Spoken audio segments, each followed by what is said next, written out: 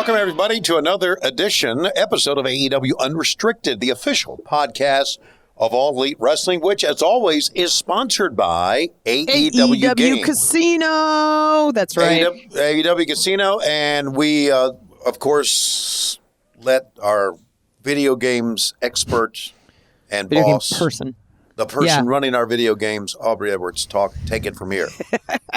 I actually had a message today from our games team like, hey, we're doing an event. What do you want your title to be? I'm like, put boss lady today. I don't know.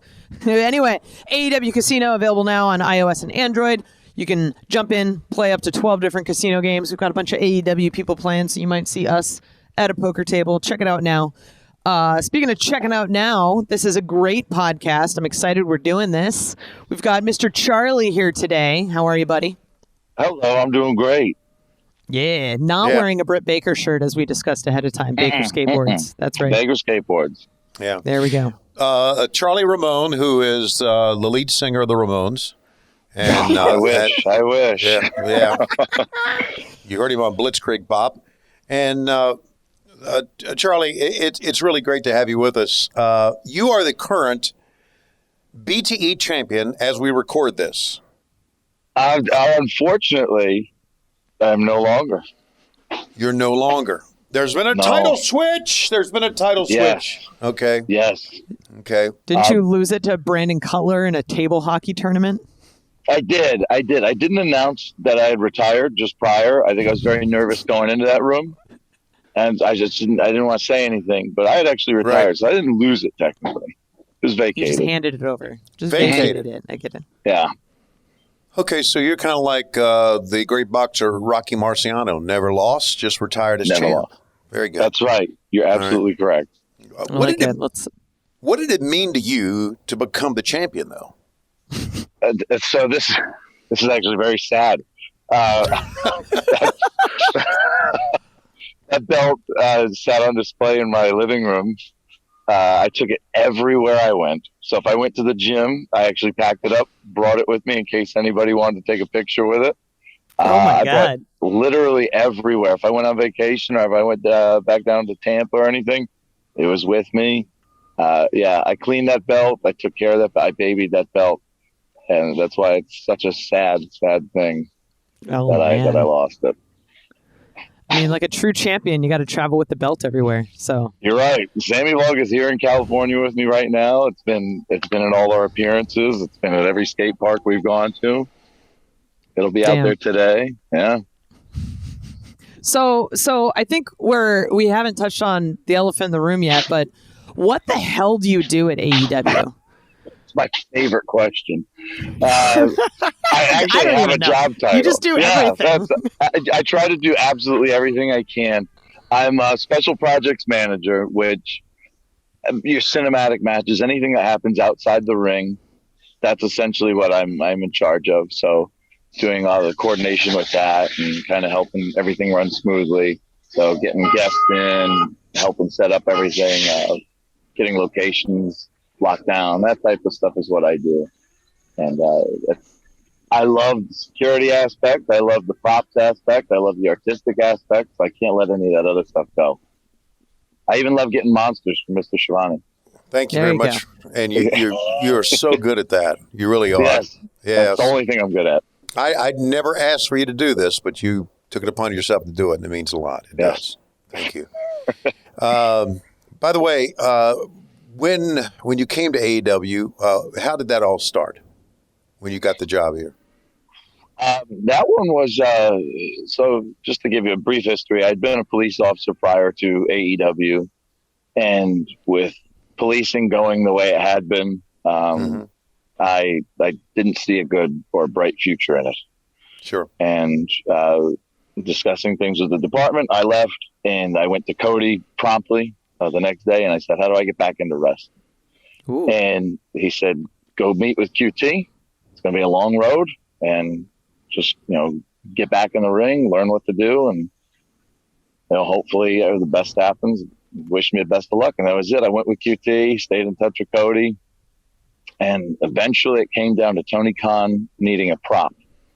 AEW had just been formed, and Tony Khan needed a specific prop made and I was the only person available. I just knocked it right out.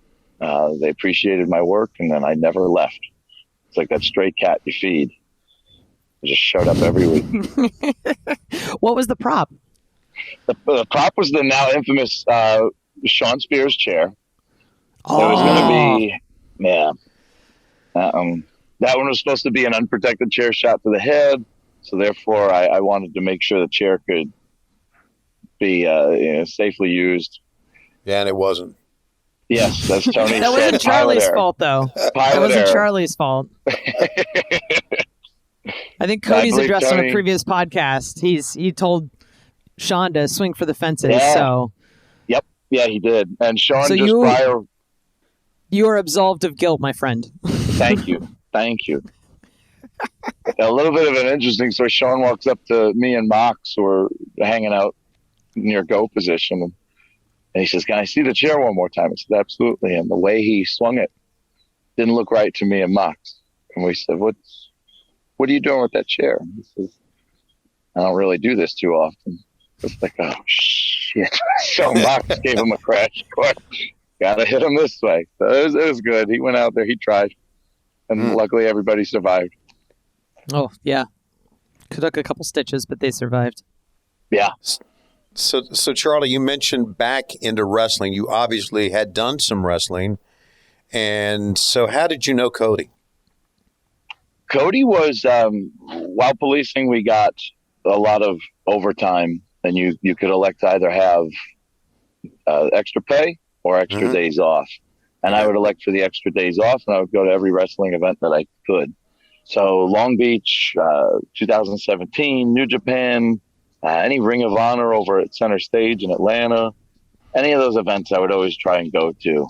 And I would always see Cody at his meet and greet. So promptly after he left WWE, I had gone to a meet and greet, met Cody, and just had a nice conversation with him. And after that, I saw him again and again and again. He always remembered me. So then we'd always go up and just shoot the breeze for a bit. And eventually that developed into a little bit of a friendship. He'll never use that word. He says, we're almost friends. That's what he says. Right. That's just Cody. I'll go out on a limb here and say we were friends.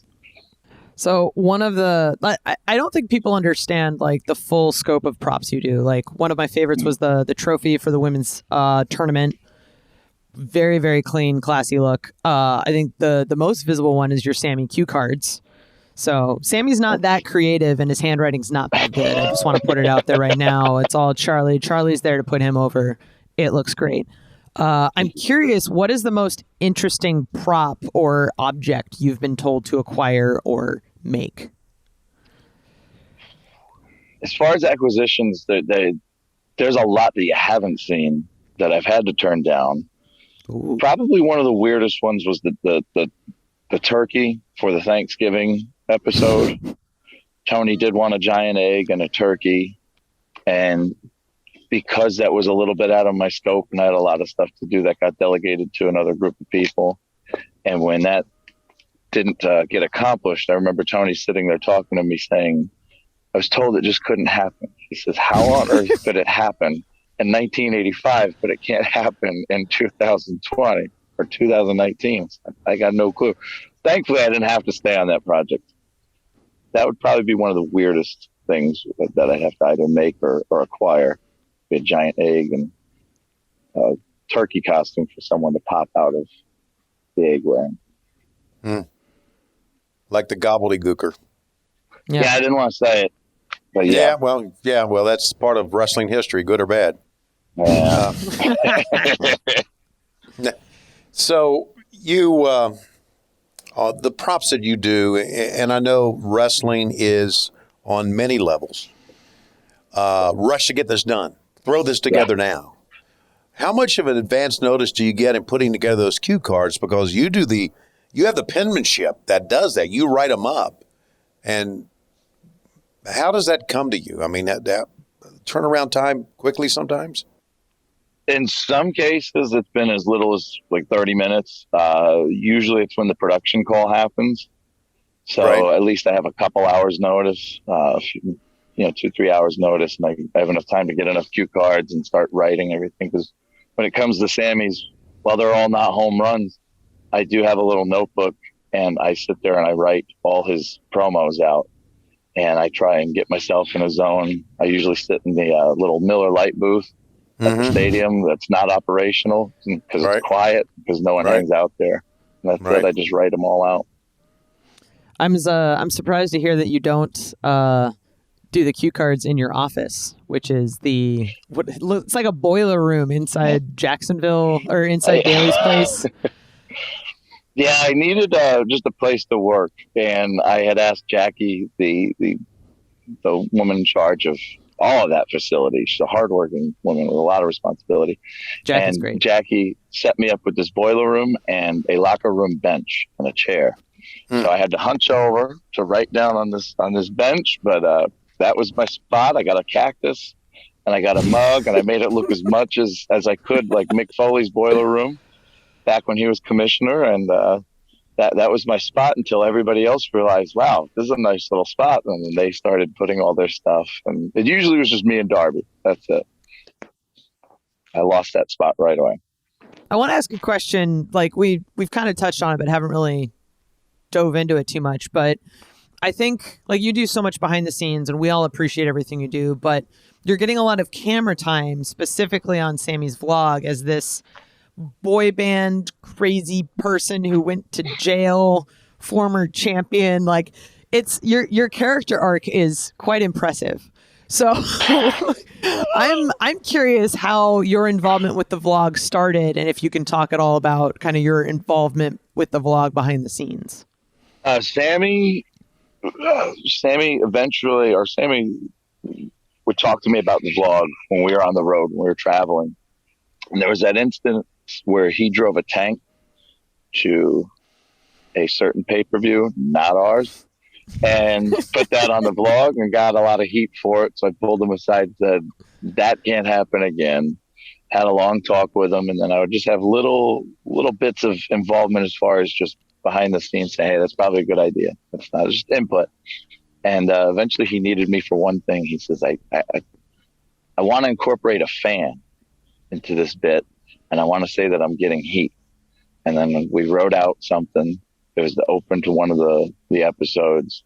It continued, and then Griff Garrison, so just that creative input continued. Then Griff Garrison made a post with me with my curly hair down and just put "Dad?" ? And then everybody from that vlog says, is that guy Griff's dad? Is that who Charlie is? And so then I had to do the whole dad thing, and I just wrote out all these dad bits all the time and taking off Griff, and then it turned into the boy band, then it just me defecting from the boy band completely. And it's like, how often can I change the character arc here? How often? Because I go to jail one week, I'm the nicest guy in the world the next. You guys put a lot of time and effort in that too, and I say that because recently, I mean, it was late at night, as we always are, and I'm walking out of the building thinking I'm the last person. You guys are still recording. Yeah. Still recording. Yes, common misconceptions. A lot of people think, man, your job must be so much fun. You just get to do that all day. Well, no, not at all. You got to find time to do that. It's usually at the end of the night. You're doing other stuff all day, and then right before everyone goes home, we should probably film a couple bits for the vlog. Yeah. Can you take a picture of Fuego's ass? Yeah, that one. Thank goodness that one. I would have said that was my weirdest request, by the way. I didn't have to do anything for that bit. I weirdly offered. I was like, I'll take it. And he's like, are you sure? I'm like, yeah, whatever. I don't care.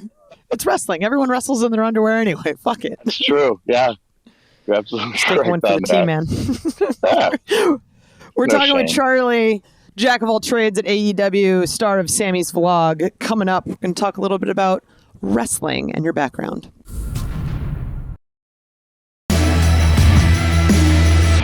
This is AEW Unrestricted. Tony and Aubrey here with Charlie. Well, wonderful, wonderful, positive, weirdly crazy person. I think that describes all of us in wrestling, though. Like, we're all very positive, but then we have this like crazy side of us.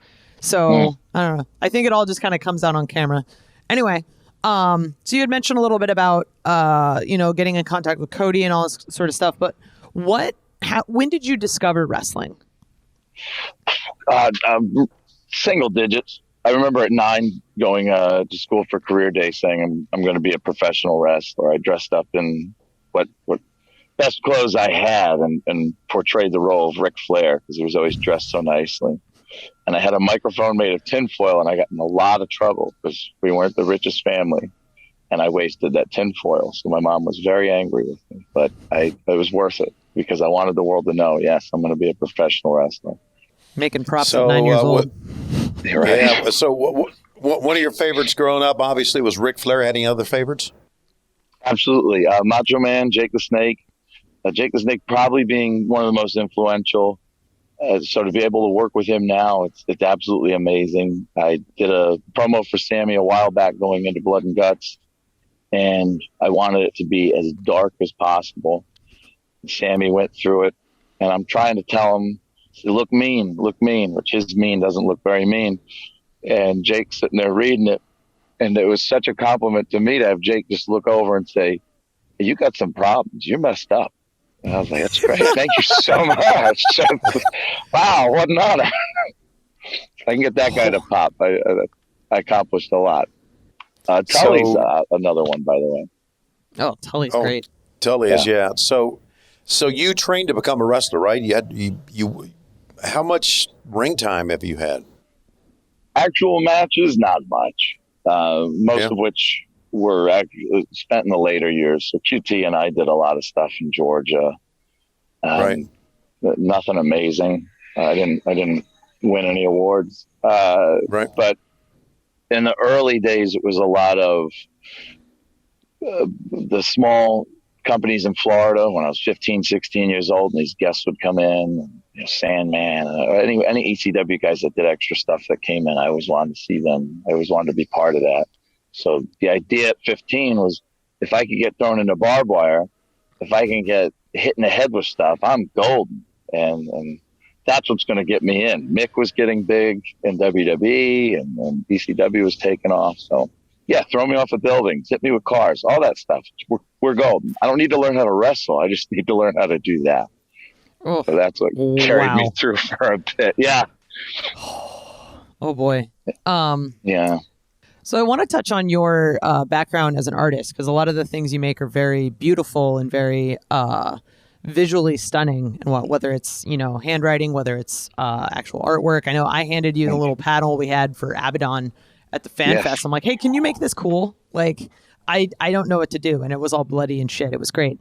Do you have an art background, or are you just a naturally artistic person? I failed at every attempt to get an education in art. I never liked doing the lessons. I never liked being told what to do, the structure. To me, art's an expression. You either got it or you don't. And you don't have to be the most photorealistic painter or illustrator. It's just an expression of your feelings and who you are. If you can compile that in a way that the world can understand it, or at least interpret it to a certain extent, then you've done a great job. And I look at people like Darby, for instance. He, when it comes to drawing, is not the greatest artist, but what he does in the ring is pure art. So, yes, absolutely. Yes. And so him and I talk about art a lot. But as far as my background, a lot of commission pieces growing up. I did photorealism for people. So portraits, sketches, that type of stuff. I hate that. It paid the bills every now and then. But in adulthood here, my house is filled with just my art. And AEW has been the most amazing way to incorporate two things. I love both art and wrestling, and get across that feeling, that what it means to me. So Sting, Darby, there's something that a lot of people don't know, and that's canvas in that match. I went to QT school. I put a canvas on a ring, and I went there and just started spray painting. And what I spray painted in the middle was a large circle, one half being Sting's face, the other half being Darby's, and then 4 stitch marks at 90 degrees, or just, you could say, lines going across. But what I wanted to do is emulate the old WCW, the blue and yellow ring that had the circle with the lines, the little crosshairs, if you will. And I wanted just to kind of Darbify it and modernize it this way. But yeah, that's what I wanted with that ring, was to kind of bring together the WCW with Sting and the modern era with Darby. We're talking with Charlie Ramone, and we're talking about props and art and design and his background. And Charlie, you've some of the big events that we tape, like the cinematic matches, obviously you're involved in. You're involved with, I guess, going out with the Inner Circle to Las Vegas, involved in that. But you're also very involved in the Stadium Stampede, which ends up being a very, very long day for everybody. Oh, boy. Production included and you included.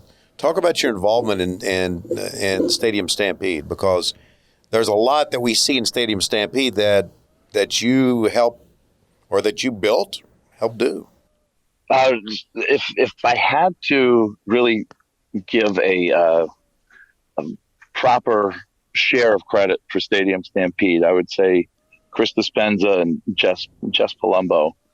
Yeah. The three of us, I wouldn't be able to succeed at all if it weren't for those two. Chris Dispenza being the guy who essentially builds so much of our stuff. Our stage came from Chris Dispenza, and a lot of the larger props. If you see somebody go through a case or anything like that, that's Chris Dispenza. An extension to the stage, that's Chris Dispenza. Jess does an amazing job at getting talent to tell a story in a video the right way, and she has such good experience doing that. So when I work with those two, Stadium Stampede, working with Chris, working with all these large characters, sometimes can be tough, and to kind of corral them and get them to do what they're supposed to be doing. It's not that easy. So that's where I got to come in. And thankfully, Chris and I have a very good relationship. I'm able to shoot facts to Chris, and he's like, "Oh, well, we're behind him. It's costing us tens of thousands of dollars. Let's wrap it up." But otherwise, Stadium Stampede, from start to finish, was kind of done on the fly. There's a very, very, very loose template to it. And when you're working with those stunt coordinators, they're coming up with everything on the fly. They're looking at their surroundings and saying, yes, you could hit this, you could use that. A bunch of guys throw them into there.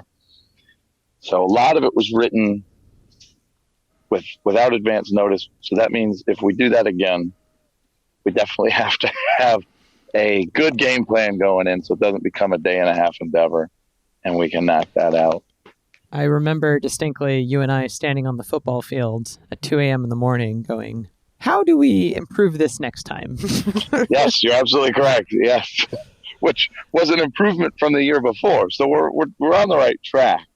We're on the right track. It took a little bit longer, but I feel like this match was more grandiose in scale, and the transition to live as well was super great and absolutely wonderful. But yeah, I don't think we could have pulled that off without every name that you had mentioned, Chris Dispenza, Jess Palumbo. Like, everybody had a major part in that match. And I mean, thank you so much, man. You're the greatest. Thank you. Is there a particular part of Stadium Stampede that you like the most? I actually have two. And one was the fact that the Inner Circle wanted to repel from helicopters. So my favorite part of the opening is that didn't happen, because that scared the heck out of me. The liability with that, I didn't want to deal with any of that. Chris made the request, and I tried my hardest to facilitate that, and it just didn't come to fruition, which thank goodness. So that's actually one of my favorite parts, is that didn't happen. But I would say that live portion of it, to go up there, to be working security and making sure everything went smoothly, to watch them in such a close setting and to listen to those fans. I could hear every single one of them behind me. And you're hearing comments like, this is crazy. I can't believe this is happening. And this was their first time back for so many people, and it was a packed house. That was one of those moments that I'll never forget. That was a really cool moment, just to see it all come out. I know the boys wanted to work their asses off and put on a hell of a show, and I could hear the results of it right behind me. It was great. It was great to watch. I was proud of everybody. Awesome match. We're talking with Charlie Ramone. Charlie, tell us the story about having to go buy the mask for Anna Jay for her debut. Well, that didn't go well. So first off, I don't know why. Anna Jay is a beautiful person both inside and out. She's such a sweet human being. Don't put a mask on Anna Jay. Literally, everyone said the same thing. Like, she's the prettiest one here. Why are we covering her face? I get this mask, and I'm talking to her, and I paint it black, and I'm bedazzling this, which is now something that I'm proficient in. I never was prior to AEW. I'm bedazzling this mask. I hand it to her. She smells so lovely. She goes out there to wear it, and Tony instantly is like, who the hell decided to put a mask on this girl? I think everybody came to that realization at the same time. It's like, wait, what are we doing? Well, there we go. So the mask got tossed aside, never to be seen again. There goes that. That was now one you're a prop I proficient didn't bedazzler. So yeah, Anna Jay really helped me in the long run. Charlie, have you kept that mask? That mask I have not seen. I keep generally a lot of the props. I don't know where that mask went. I did, because it was in such haste, I tossed it aside. So it's a possibility someone else picked it up and put it in the props truck in my bin. I hardly ever go in there. So hopefully it's there. Hopefully it moves there. I know all this is property of AEW, but there are crazy collectors out there. Yeah. Yeah. Yes, there are. I've already had offers for some of my stuff that I've done, and A, it's property of AEW, and B, I would never let some of this stuff go. The giant card with Brodie and Mox, I'll put that on my back and carry it to wherever we have to display it. It doesn't bother me. I just want to make sure that stays with me, because that's one of my favorite pieces. So, yeah, that was the next question about your favorite props. Yeah, that's got to be one of them. So, sorry, I ruined it. Yes. No, it's a good segue. Yeah, that was absolutely, hands down, my favorite prop. It was one where, so everybody's had some type of interaction with Brodie Lee within this company, and it's generally positive. But Brodie, when we took that break for COVID, I had drawn up some ideas for some giant playing cards to be on the stage for Double or Nothing. I showed it to Cody. Cody says, I approve. Send it to the Bucks. They approve. And I got to work sketching the cards. And I wanted just the main event to be on those cards. And when I finished that, Brodie says, why the heck did you do this for me? I said, because you're in the main event, the title. Plus, you're a good guy. He liked that a lot. He went to Tony and had a meeting. He said he came out. He's like, I just told Tony, either they give you a raise or you're out of here. I said, I don't want to leave. I'm happy where I'm at. He says, somebody's going to snatch you up. So would have never happened. I love where I'm at. I'm so happy. But Brodie, it meant a lot to me that he valued me that much, and went out and spoke to Tony on my behalf. He didn't have to do that. He risks his reputation by doing that, and I thought that was incredible. And then, short bit, I didn't have any shirts done at that point. I'd never drawn a shirt, and he sent me a text message with the ad from Shop AEW with that shirt on it, the card. And he says, "Congrats, bud, you made it. You got a shirt." So that guy did a lot for me, and I'll always remember that. So that prop, that can never go anywhere. Man, that's so great. And I love that you got a Brodie story out of it too. Just absolutely incredible. But I mean, he's not wrong. Like, you do an incredible job of making all of us look good. And you do it in a very selfless way, because you're not always going to get the credit that you deserve for some of these things that you make and some of these story elements that you help us build. So, I mean, I love you so much. I'm like stumbling over my words, but I'm like, yeah. No, you guys are all, every single one of you who are seen and heard. I love being a part of it. And to me, I don't need the credit. I get to watch it, and I'm proud of the end product. And I'm sure as we go on, there's people that I'm not necessarily going to see eye to eye with, but I'm still going to go out there and say, hey, look, I still want this person to look good, because if they look good, the product looks good. And I'm always proud to say that I work for AEW, and I never want that to go away. We are talking to Charlie Ramone, and when we continue, we will have him answer a few fan questions. Yeah.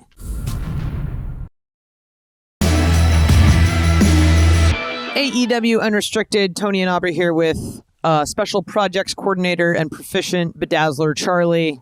We got, you should add that to your title. It's going to go in there now.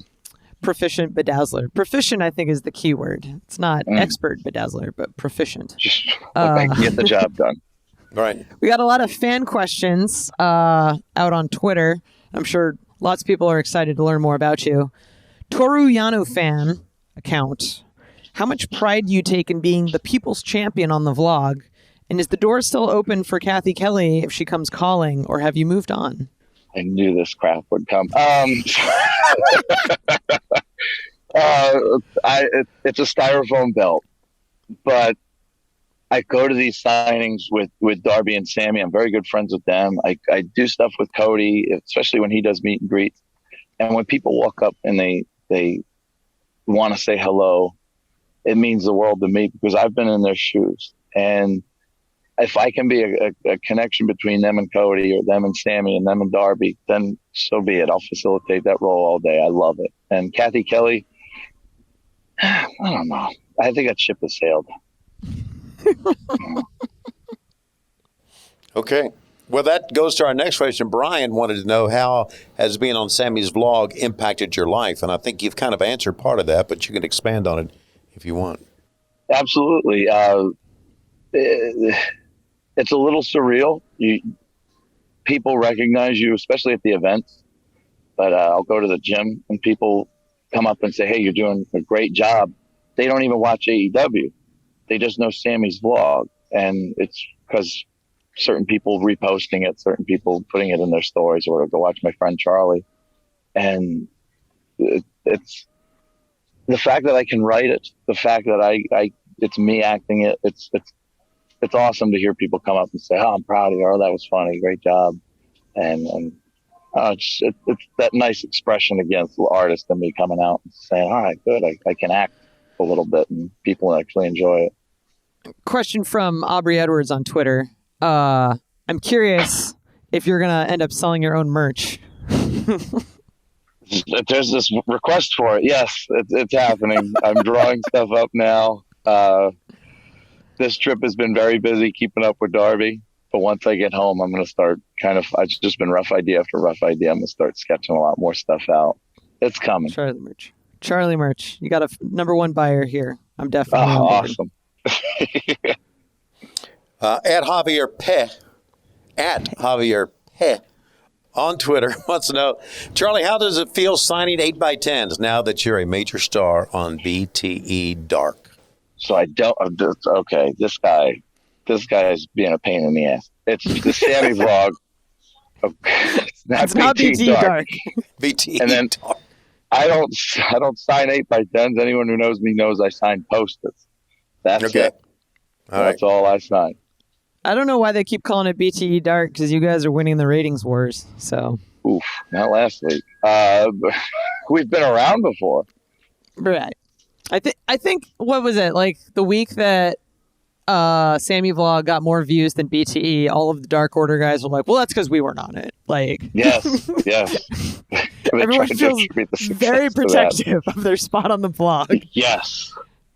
And Alan Angel somehow being the guy that goes between both of them, but yes, maskless Alan on ours, masked up Alan over there. I love it.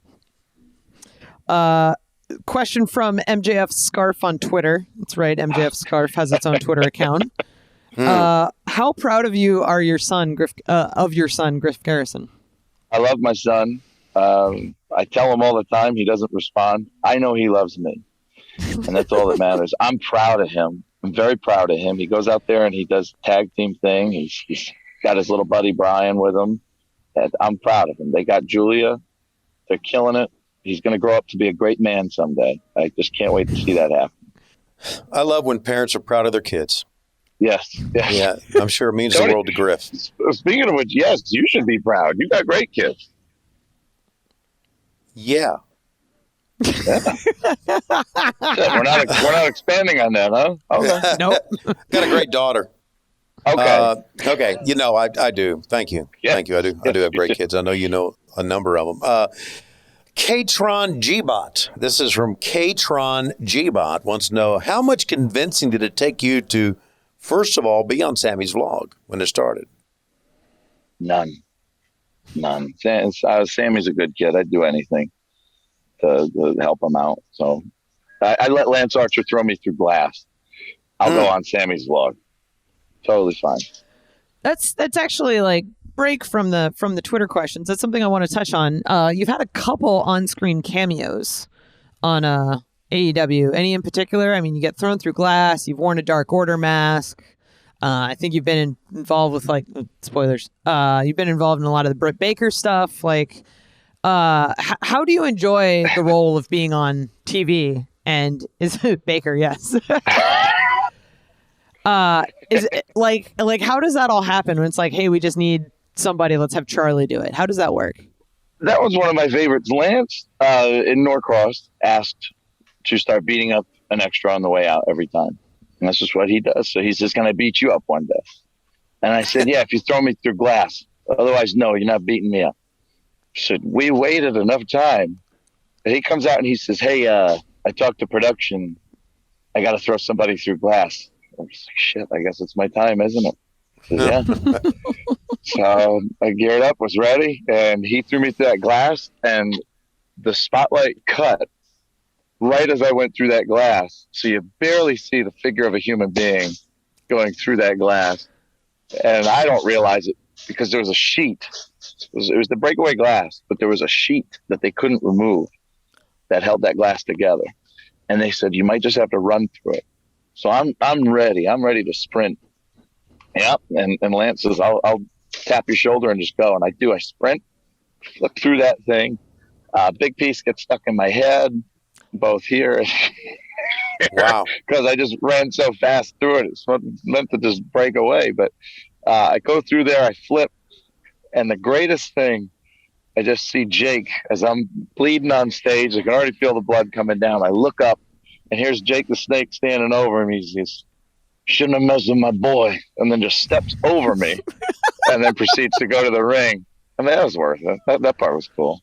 Yeah. I'll suffer the humiliation.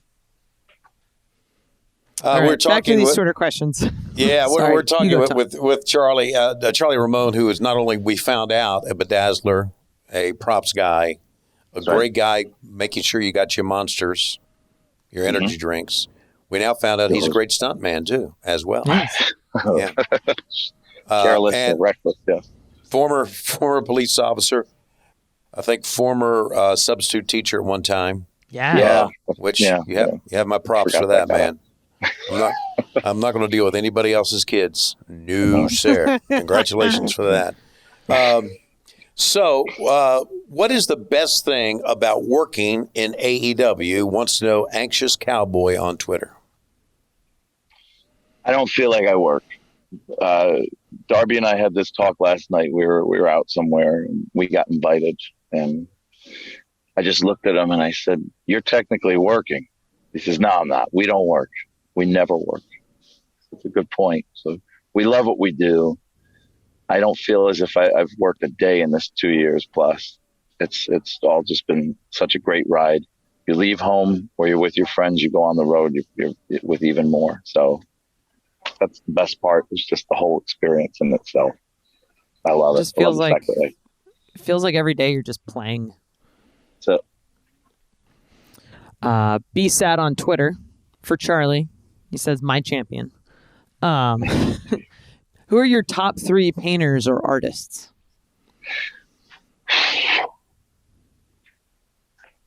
Keith Haring has always been number one. I loved him growing up with the AIDS epidemic and everything in the late 80s, mid 80s. Keith Haring was very outspoken about it. He was one of the few people that got mainstream success doing so. I love Keith Haring. There's really nobody else that I look to. I don't specifically isolate any other artist. The name escapes me, but there was I'll say this. Giger is another one, H.R. Giger, and then Bacon. If I have to go, German artist, very messed up. If you have the ability to go look him up, it's some of the most sick and twisted things you've ever seen. But there was also a Renaissance artist. I don't know why the name escapes me because I had to do a huge thing on him in college. But he made a living doing portraits for very successful people. But if there was a woman who would say, "Make me look trim, make me look beautiful, make me look whatever, he would find a way to make fun of her in the background. Somebody's like aristocratic people. If there was a woman who says, make me look slim, he would make sure that outside the window there'd be a cow pasture. Like he found these ways to sneak things in a time where that type of humor didn't really exist. Wow. So I always like stuff like that. That's cool. That's cool, and that's a great answer. Jess, this is at Jess. I don't think it's Jess Palumbo, our Jess, but it could be. Jess wants to know, when are you making a Cameo account? This is what we need. Yeah, Sammy's got me working on that now too. Soon. I did not know there would be a demand for this. Yes, soon. That's coming. As they say, buddy, mailbox money. Yep, you're absolutely correct. Don't walk away from it. Absolutely. Nope. Okay, so we know a Cameo account for Charlie is coming. Yes. Very cool. Speaking of Cameo accounts, make sure you actually follow Charlie on his current social media platforms. CS Ramone on Instagram. I believe you're on Twitter as well. Your glorious curly mane is seen on social media. Yes. So the Twitter account, interesting story with that one is Cody set that up for me. Oh. He took my phone at a very early date on the road when we first started, and he says, you need a Twitter. He set me up a Twitter, and I have really never used that thing.